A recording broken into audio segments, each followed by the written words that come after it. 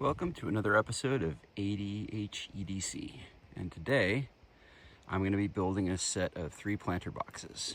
Now the ones you're seeing here are ones that I built about 18 months ago. First I'm going to go through the materials that I use for these. They're actually very simple, very easy to make. You don't have to be super handy and you don't have to have an awful lot of tools, but I'll go through the whole process, and we'll have a second set of 3 that are going to go, about where all those weeds and that tarp are at. It will look better someday, I'm sure. Getting to materials here, what I'm using are actually these are fence boards that I picked up from Lowe's, like $2-3 a piece. For one box of the size that I've just shown you, you will need 6 boards. So in this case, since I'm making 3, I need 18. And then I also have some of this kind of redwood, what do you call it, rod. It's not a dowel, and it's rectangular, prismatic in terms of its overall dimensions, but these are going to form kind of the cornices, the corner pieces, to kind of give it a little bit more stability. I picked this up off the clearance rack at Home Depot some time ago, and it's just been sitting in the shed waiting really for this purpose. And I'm going to need about 12 feet of that. I figure 1 foot for each corner, since these are about 6 inches in width. We're going to stack them 2 high.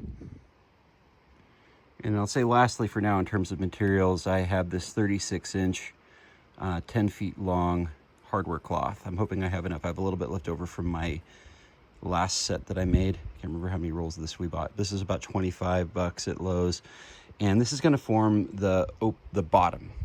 So soil can fall through. It acts as kind of like a sift or sieve, but it gives them a little bit more stability in that it holds the bottom edges together, and just so it's not an open frame when the construction is complete.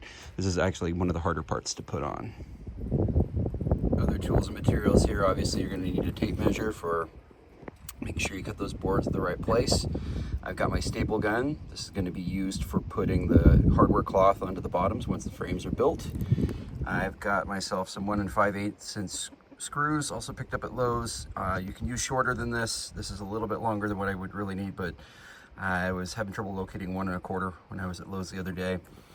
I've got my impact driver here, which will be used for screwing the frames together. And then probably most important is my miter or chop saw. You can see it's very dusty. It's been a while since I've used it, and this is just one of those little Harbor Freight Chicago Electric specials. I'd love to get a nice new one of these days, but this thing has done the trick for really the last decade. I've built chicken coops with it, the one you see over here. All different kinds of projects. This thing has been $100 well spent. Doubtless you've heard the old adage, measure twice, cut once, correct? I am just double checking these boards to make sure that they are in fact 5 feet or 60 inches long, which you can see that they are. So 4 of the boards, I am not going to cut at all. I'm leaning into that length for the length of the planter box. 2 of the boards, however, I'm going to cut at the 30-inch mark, which I'll get here in just a second. And those are going to form the end pieces for the box once it's complete.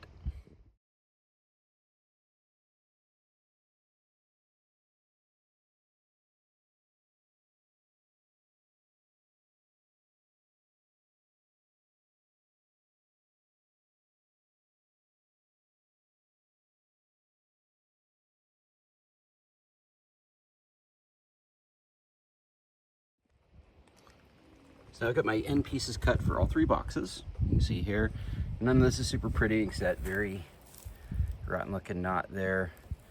And something else you might have noticed in the video is that I neglected to wear safety goggles while operating my chop saw. I can't in good conscience recommend that you do that. I tend to because having ADHD, I don't know where my safety goggles are, and it's not quite bright enough for sunglasses right now. But I say that because, 5 years ago now, during the height of COVID, I was cutting some 1/4-inch plywood with the same chop saw setup that you see here, like in our old home in California.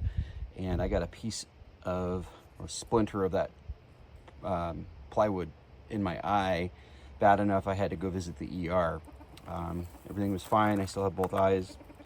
But yeah, if you're concerned about it, or if you're not used to operating one of these, definitely use proper safety precautions, gloves, safety goggles, the works. So what I'm gonna do now, I'm gonna probably do another time lapse here, but I'm getting to these longer pieces. I'm getting all my stuff cut in advance so I can just assemble.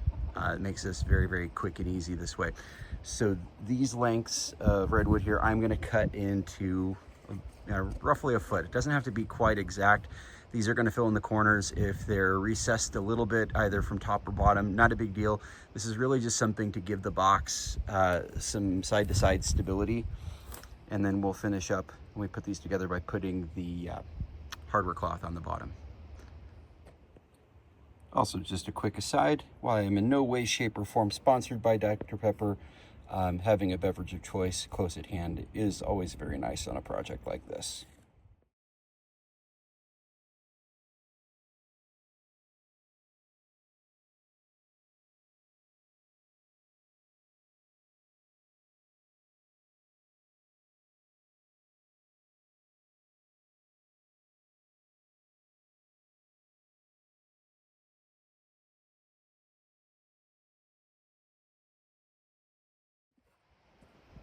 Well, that does it for my cut list. I've got my 12 end pieces, as we saw before, and I now have my 12 internal stabilizers.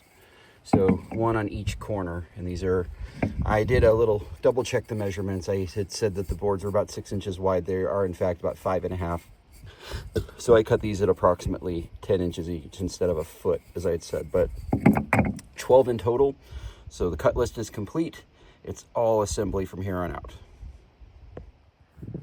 Now, as to assembly, I am a firm believer in the work smarter, not harder school of hard knocks. Not to say that I haven't done these in a much harder way in the past, but as you can see here, I have laid out 2 of my full-length fence boards, and I've put my corner pieces at either end. What I'm going to do first is screw these guys in to basically connect these boards.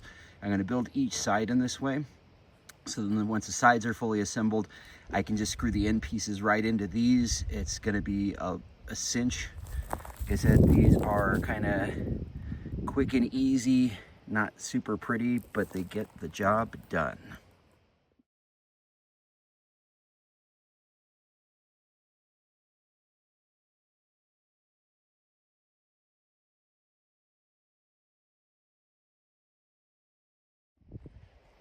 So I've just assembled the first side piece. I'm not going to watch me do all however many sides it is here. But something that can happen, especially with kind of low quality wood like this, is you get splits in it. For this kind of a thing, it doesn't really matter that much. It's still going to hold together pretty well. It's going to be out here in the weather, rain, snow, blazing summer heat. It's going to just kind of weather it all. If it falls apart, it wasn't that expensive to begin with. But if you do want to avoid this kind of thing, something I've not done here is if you take your screws, in this case I've got these deck drives 1 5/8, and you just sit it down flat like this and tap the tip with a hammer, kind of blunt it a little bit. That can help prevent splits when you're driving things in. Just thought I'd throw that in. Okay, I'm finishing up the last of the sides here, and just to kind of show you how I'm going about this, remember I am putting the corner pieces on first, either end, which binds the 2 side pieces together. But to show you here, I put in 2 screws. You can see very closely inset to the, would be the seam here. Same deal down here. Then what I'm gonna do is flip it all over. I love my workbench, and it'll look nice. That's kind of the beauty of living remote without a shop. Anyway, I've got these beautiful camouflage ground colored screws. These are magnificent. And so I can just kind of get one started here and do this one-handed so you can see that I'm kind of applying a strategy of counter tension from both sides of the board here. There we go. You can see I'm kind of getting close to the end there, but it's going to go into that corner piece. Just drive that in. Oh, got a little bit of a split there. Do the same thing over here. On this end. Boom. And good to go on that side. I'm going to do the other 2 down here real quick. and then we will start assembling these suckers. So what you're seeing here is the rogues gallery of the sides that I built, 2 per box.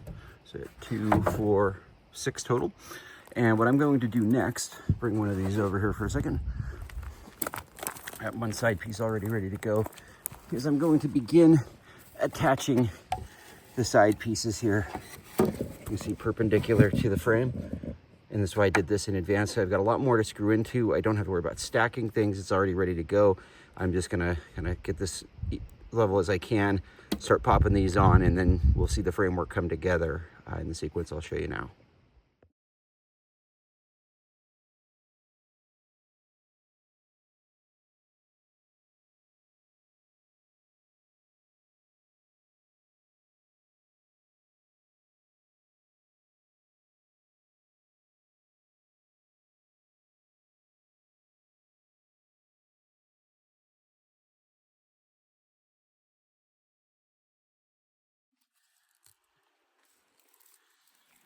So this is one completed box. All right, 2 to go. So I'm gonna get the other 2 assembled real quick, and then once those are done, we'll touch back for the final stage of putting the hardware cloth on the bottom, and then we can go see about putting them where they're gonna go.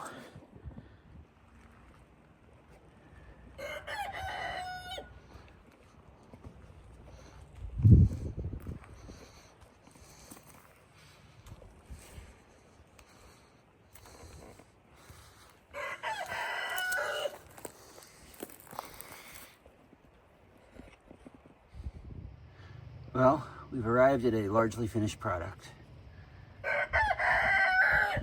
Here are the 3 boxes. I've just stacked them on top of each other for space saving here. Before I put the hardware cloth on the bottom, you saw the walk around a second ago, but here's just one more. You can see, again, they're not perfect.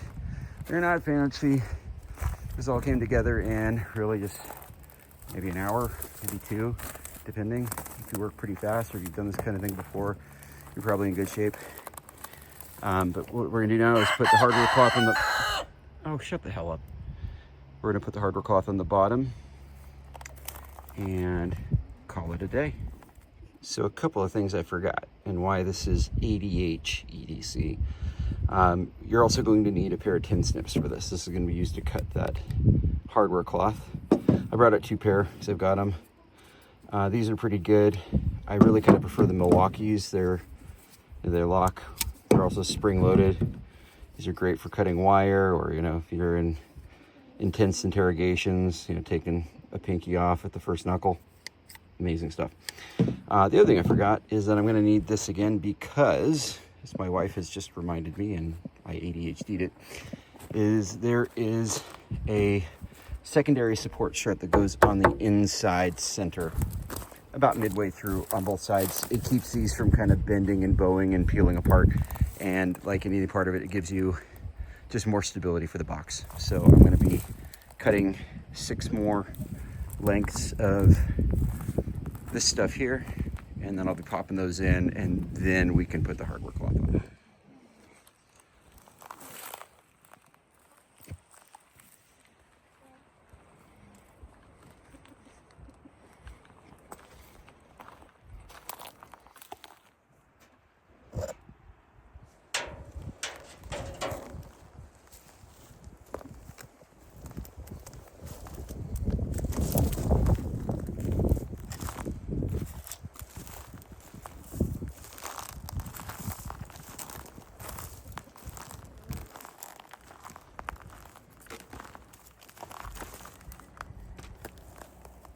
Okay, now that the cross pieces are in, you can see when they're going back into the corner. See, that stabilizes the board kind of on both sides. We can now start applying the hardware cloth, which I've done. Now last year, I believe I was using 6-foot fence boards. I don't recall seeing any 6-footers when I was at Lowe's, so these 5-footers are what I got. And because of that, there's a little bit of excess on either side. Maybe this can be left as is, or I can trim out these corners and fold it up, kind of like gift wrapping. But more or less, that is it. I'm gonna put the hardware cloth on the next 2, and we've got 3 new planter boxes to put in. The other fun bit of having ADHD with a project like this is when you run out of staples and you don't remember where you put the box of them. And sometimes it means having to steal them from other stapling devices. Perhaps. Oh, no, here we go. Never mind. Right there. Bingo. We're good to go on the hardware cloth.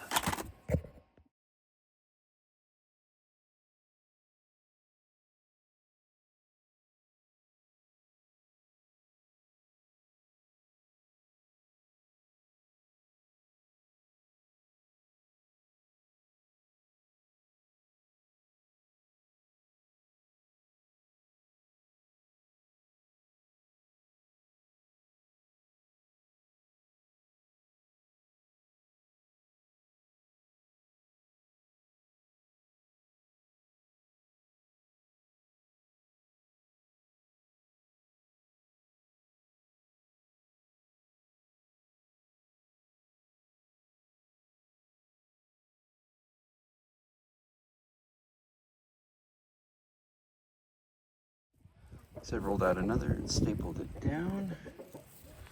And then just come down here with your 10 snips and start trimming her up.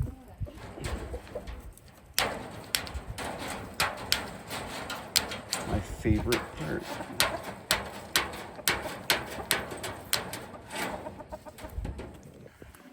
Also not an official sponsor of the channel, but you know what I mean when you need a tasty beverage to go with some work you're doing. But I recommend saving something like this for after you're done with any of the fast-moving saw blades or heavy equipment.